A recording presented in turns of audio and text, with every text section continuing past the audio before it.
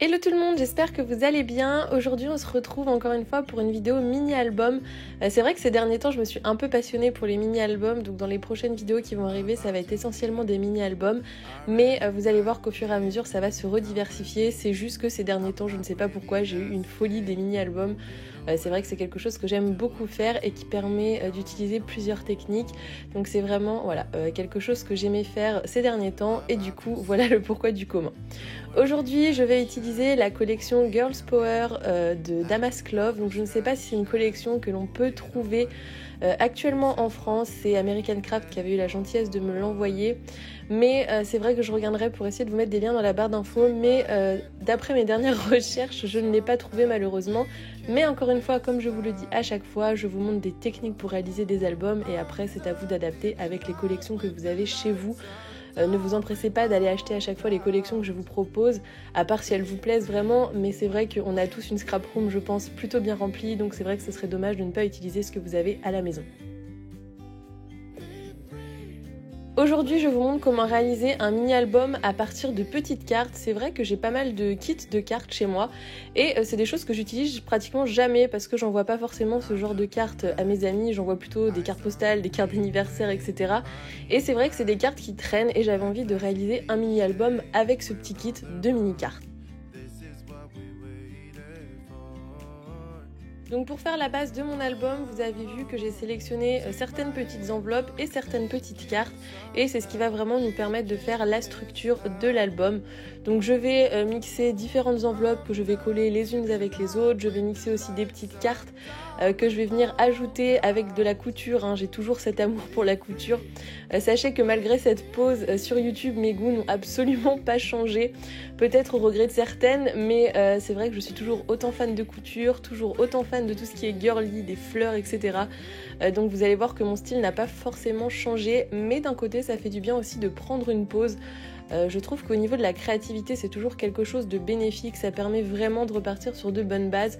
Si vous constatez un jour un manque de motivation ou vraiment plus d'inspi, etc., faites une pause, ça fait toujours du bien.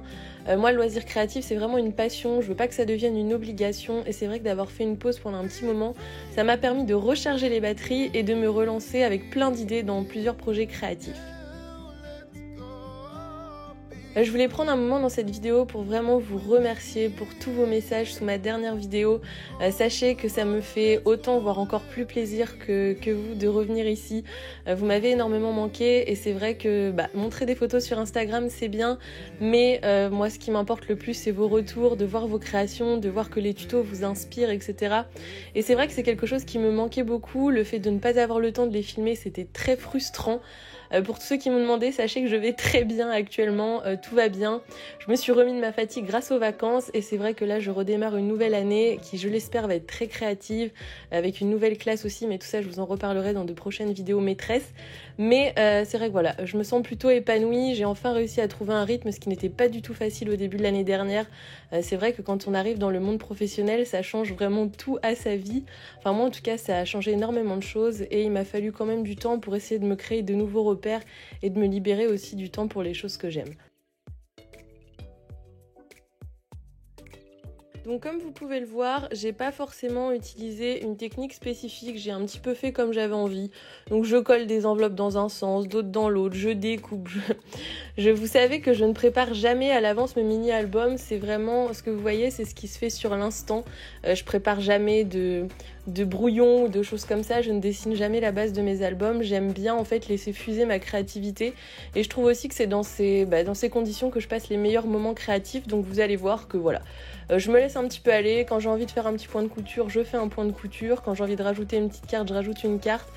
Cette collection, je la trouve vraiment magnifique, c'est vraiment tout ce que j'aime, hein. Du rose, des couleurs pastel, des choses un petit peu girly, enfin elle est vraiment super mignonne et je trouve ça très dommage qu'on ne puisse pas la trouver forcément en France parce que c'est une collection qui est plutôt mignonne et qui permet de faire des albums très rose girly. Donc du coup je vais vous laisser un petit peu en musique pour regarder le processus de création des petits carnets. Voilà, j'en ai fait plusieurs, le but c'est pas de mettre énormément de pages à l'intérieur parce qu'après vous allez voir qu'ils vont prendre du volume. Donc le mieux c'est de faire des petits carnets comme ça avec 3-4 pages et d'en faire plusieurs qu'on viendra relier ensuite.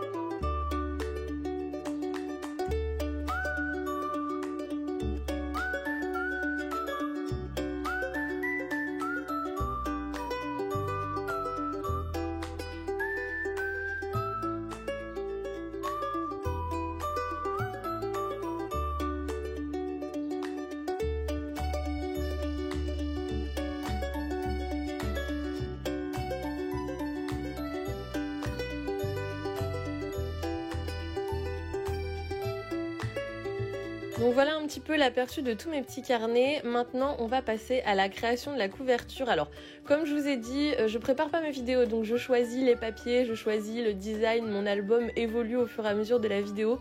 Donc c'est vrai que des fois, vous allez me voir faire des choses et ensuite ça va rechanger. Donc j'avais très envie de mettre ce papier à paillettes que je trouve magnifique, il brille de mille feux, c'est trop beau. Et je me suis dit, est-ce que je le mets sur l'ensemble de la couverture? Et je me suis dit que non, ça allait faire beaucoup trop. Donc je vais le garder pour la tranche. Alors vous voyez, hein, je travaille de façon très artisanale, rien n'est très précis, je mesure avec une règle à peu près les dimensions.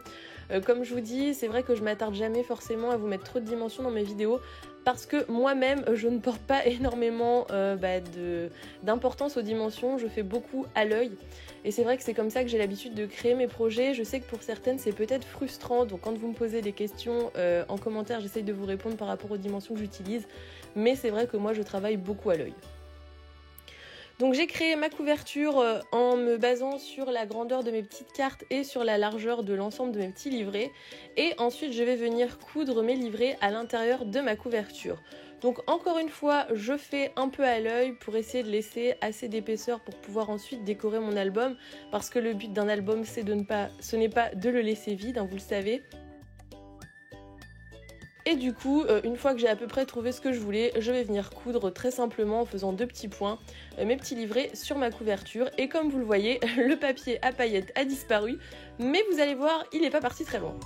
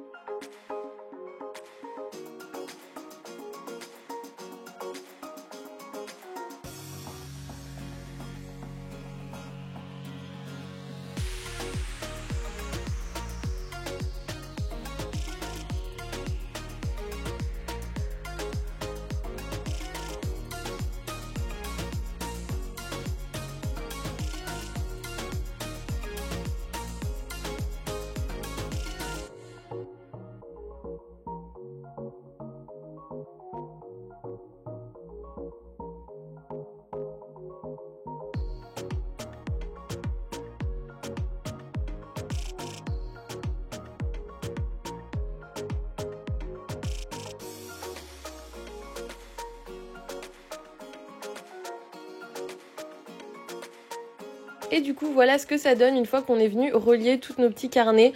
Vous voyez, c'est vraiment une structure d'album qui est très simple. J'ai utilisé uniquement du fil, de la colle. J'ai rien découpé à part ma couverture. Tout était déjà préfait. C'est pour ça que je trouve ça cool vraiment d'utiliser des petites kits de cartes. Comme ça permet vraiment de faire des structures d'album assez facilement. Et comme vous le voyez, on va pouvoir quand même mettre pas mal de choses à l'intérieur de cet album parce qu'il est assez conséquent au niveau du nombre de pages. Moi, j'ai utilisé des mini-cartes, mais bien sûr, vous pouvez utiliser des cartes au format classique, ça vous permettra de faire un album qui sera plus grand. Donc ensuite l'étape d'après, ça va être de recouvrir l'intérieur de ma couverture. Donc c'est un album qui est quand même assez souple, hein. Il est pas hyper solide, mais vous allez voir qu'on va le ranger dans une petite pochette, ce qui permettra de ne pas l'abîmer. Donc au niveau de l'intérieur, j'ai juste coupé des carrés de la grandeur de mes couvertures et je vais venir les coller à l'intérieur de mon mini album.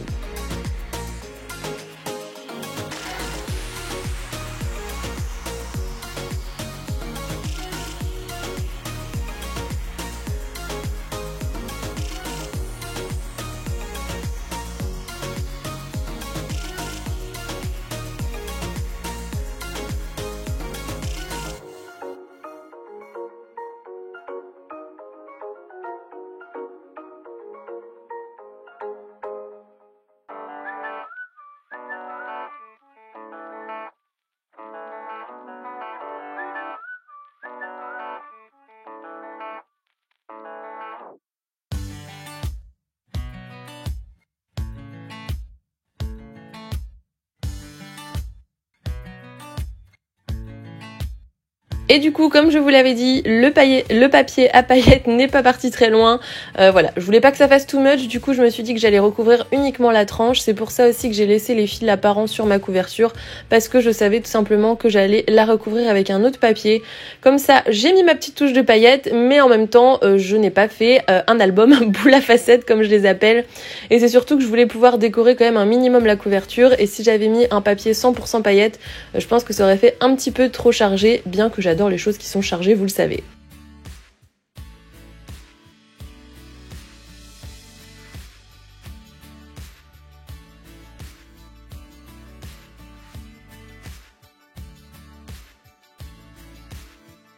Du coup, je vais décorer ma couverture. Alors, j'ai mis un petit fanion avec écrit Supergirl. Donc ça, c'est pareil, c'est un embellissement de la collection. C'est des choses qu'on peut faire nous-mêmes, hein. Si vous avez une petite machine à badge, vous pouvez le faire vous-même.